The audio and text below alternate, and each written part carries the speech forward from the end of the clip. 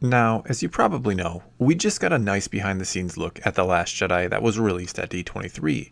And though you might be expecting me to go scene by scene, analyzing everything and looking for clues, and I certainly may take a closer look at some things in the days and weeks to come, what I'd really like to do in this video is discuss the message I think they were trying to send via all the audio clips we got from the actors in that video.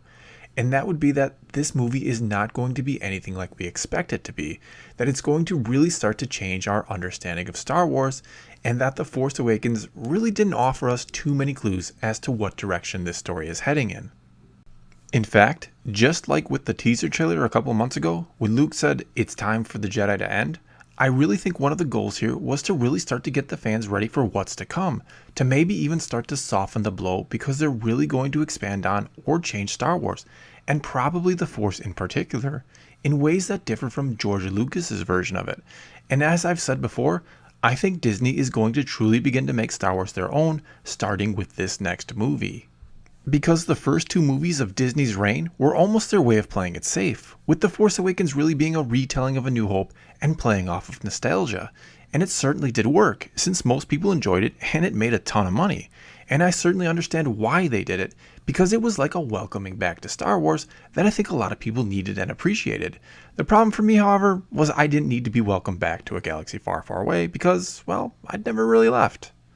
And even though I liked The Force Awakens overall, and especially enjoyed the new characters, the story didn't offer anything new per se. In fact, they gave us a Death Star. Again. And I can't help but find it odd that in The Force Awakens there was like a 3-minute scene where they discussed Starkiller Base and how to blow it up, and then Disney's second Star Wars movie, Rogue One, was an entire movie where they tried to find a way to destroy a Death Star, and a Death Star that wasn't anywhere near as powerful or as dangerous as Starkiller Base, that could destroy an entire system from afar.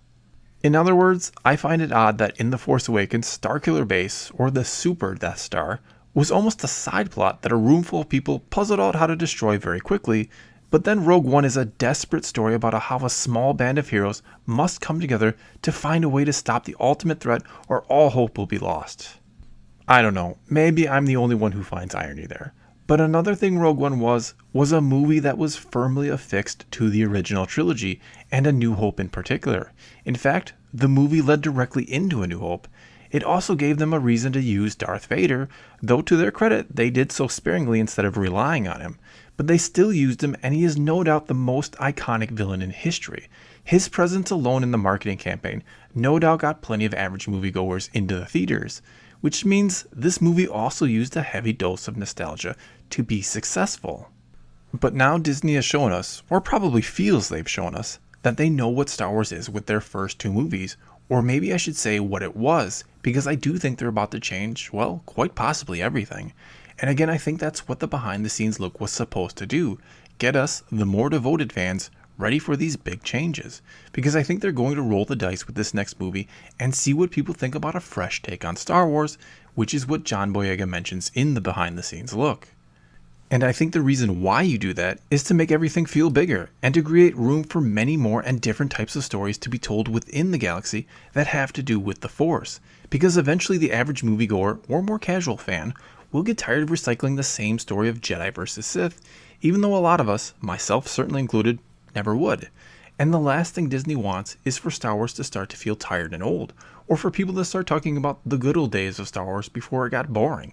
Because you better believe they have plans to cash in on Star Wars for a very long time yet. And the best way to do that is to keep the stories original, and to keep people guessing as to what'll happen next, or where they'll take the story next. And speaking of that story, I get the feeling that this next movie is going to be very different from what a lot of us have been thinking or speculating it'll be. And that comes from someone who's done quite a bit of speculating. Because even though I've had this fear that The Last Jedi is going to be very similar to The Empire Strikes Back, and I'm sure in some respects it will be, with it being the second part of the trilogy where lots of things are likely to go wrong for our heroes, I'm now starting to think that they are going to steer very clear from this being another retelling of a story we've already got before. In fact, I think it is going to be a very different one from any other Star Wars movie before. I just hope not so much so that it loses that Star Wars feel, because, to its credit, The Force Awakens did feel like Star Wars. And another thing I think we may be wrong about, or that they may be trying to misdirect us with, is Luke wanting the Jedi to end. Yes, I do think he's going to be in a dark place mentally, but I'm not sure he's going to give up on the Jedi way. I think the name of the movie, The Last Jedi, is simply referring to the fact that Luke will be a hunted man in this movie, and Rey along with him. Snoke's fear in The Force Awakens was that the new Jedi would rise, and if Rey is as powerful as Kylo Ren claims, then Snoke's greatest fear will be realized if she's trained. So above all else, Luke and his new apprentice, the last two Jedi, must be found and destroyed. I think the plot of this next movie and the explanation for the name could just be that simple on the surface. Which, yeah, I know, doesn't sound like anything shocking or new, like I was just talking about. But where the twists and turns will come in is what's at stake if the Jedi do cease to exist. Because remember what Lor Sanseca says at the start of The Force Awakens. Without the Jedi, there can be no balance. But maybe there's even more to it than that. Maybe the Force awoke out of desperation because it needs the Jedi in ways we don't even understand yet, or it will be truly dire for the galaxy if their light goes out forever. Maybe it chose Rey because there are always two, a master and an apprentice, and Luke needed an apprentice to pass on what he had learned, which was essentially the last thing Yoda asked of him before he died. One way or another, I think The Last Jedi is going to be a lot different than we're expecting it to be. And again, that comes from someone who's done a lot of speculating, and I'd love to be right on that speculating. But I truly feel we're all wrong about what's about to happen in this movie, that they are going to surprise us with something that nobody could have ever guessed at. Now, does that mean I won't continue to try to figure it all out as we get closer to the release of this movie? Of course not.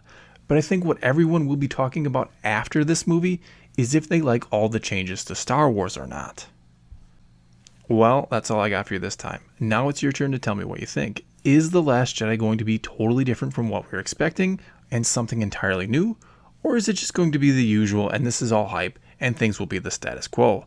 Let me know in the comments below and let's talk some Star Wars. And until next time, thanks for watching.